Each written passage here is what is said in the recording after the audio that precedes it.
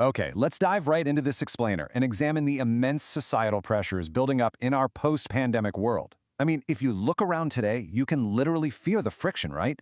The economic shifts, the intense political polarization, the dizzying speed of technological change. But instead of just getting lost in all that noise, we're going to break down the hard data and look at the actual contrasting blueprints being proposed for our future. So, what's really fascinating about this question is that it forces us to look at society through the lens of physics and thermodynamics. We are basically living in a closed system, and that built-up kinetic tension, it has to go somewhere. The source materials we're analyzing today map out exactly how different global factions are planning to handle this incredibly volatile energy. To make sense of it all, we're going to explore a triad, three distinct actors in this era. We'll start with the opposing forces of the top-down Great Reset and the bottom-up Great Giving Back. But ultimately, we're going to end with the absolutely crucial actor in this equation, you, the individual. We need to talk about the radical, strict social responsibility we all carry in this era. But first, to understand our current pressure cooker, we have to look backward. The sources highlight how 19th century attempts to perfectly control human nature resulted in massive societal tension and ultimately combustion. Take Charles Fourier's Phalanstery utopias.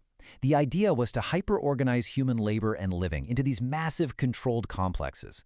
While it started as a utopian dream for harmony, literary figures like Imre Madách later warned of its dystopian reality, a world where individuals become mere numbers, entirely stripped of their humanity for the sake of strict utility. This historical dynamic of the truck system, which was a closed loop of absolute economic dependence, echoes super loudly in today's critiques regarding the digital gig economy and surveillance capitalism. During the Industrial Revolution, the truck system forced workers to live in company housing and buy overpriced food from company stores using company tokens. It was total economic dependence, and the sources draw a very direct, sobering line between this and modern systems where individual autonomy is being steadily stripped away. Section 1. Top-down, the Great Reset, Managing the Steam. As outlined in Klaus Schwab's book, the World Economic Forum envisions utilizing global crises, like the pandemic, to introduce a macro reset. This blueprint relies heavily on governments and massive corporations working together to fundamentally restructure society, economies, and geopolitical relations from the top down. So the crucial takeaway here is that this top-down approach relies on a return of the big state and huge public-private partnerships. It promotes stakeholder capitalism, aiming to optimize for environmental and social governance, or ESG.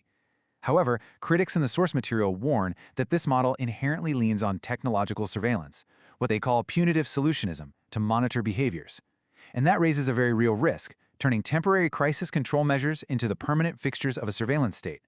Section 2. Bottom up, the Great Giving Back, a civil awakening. While the Great Reset relies on institutional management to optimize existing power structures, the Great Giving Back demands a radical tabula rasa, or clean slate. The big difference?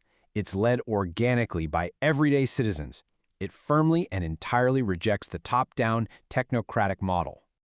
The Great Giving Back Manifesto argues for dismantling institutionalized dependence through a collective awakening dubbed Pentecost 2.0.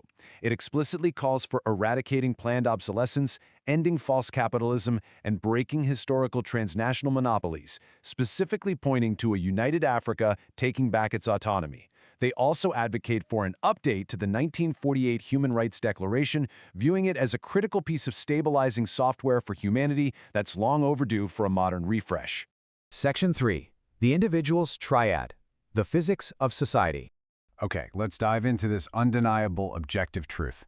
In physics, potential difference dictates that built-up energy and tension between 2 points will inevitably equalize. It's a law of nature. Societal potential difference is going to equalize no matter what we do. The tension in our system will break. But the nature of that realization, whether it's violently destructive or incredibly constructive, is entirely up to our collective attitude and the pragmatic choices we make right now. Think about the thermodynamics of this transition. The World Economic Forum might hold on to the illusion that they can perfectly and safely harness this explosive, pent-up energy to neatly power their engine of a top-down macro reset. But any engineer will tell you that extreme pressure is incredibly volatile. Life always introduces an unpredictable X factor that completely disrupts perfect institutional planning. Section 4. The X factor of collaboration. Defying the illusion of control. Because human nature, that unpredictable X factor we just talked about, simply cannot be managed by punitive algorithms. The sources note that relying purely on technological solutionism to monitor our behavior and manage existential crises risks creating a dystopian, techno-totalitarian state. Imagine biometric bracelets actively monitoring your heart rate to gauge your political anger. That is the extreme endpoint of attempting to mathematically control the X factor of human nature. But previous historical experiences prove time and time again that we can only survive these explosive societal equalizations through collaborative, pragmatic human effort. You can't suppress the X factor. You have to work with it. It requires genuine, grassroots collaboration and a shared intentionality to safely navigate the equalization of all this societal pressure. Section 5. Build the new system. Integrating the old. Don't fight the old. Build the new. This is absolutely the core philosophy for a peaceful transition. We have to take that sizzling kinetic energy currently trapped in our systems and channel it directly into designing the new paradigm. Wasting energy on purely destructive conflict only ensures that we're left with ashes. And this means we don't have to burn everything down. To be truly objective and forward-looking, we need to identify the components of the old machine that actually work and integrate them. Tested, functional values from the past shouldn't be thrown out in the name of a clean slate. They should be repurposed as vital, active helpers in our new system. Let's look at a really fascinating data-backed example of this in action, the European wealth paradox. In Eastern Europe, incredibly high rates of debt-free home ownership, which is a legacy of their post-systemic transition, act as a massive wealth equalizer. The Gini index shows far more equality there compared to Western nations like Germany or Denmark, where wealth is highly concentrated among landlords and the top 10%, despite those countries having much higher average salaries.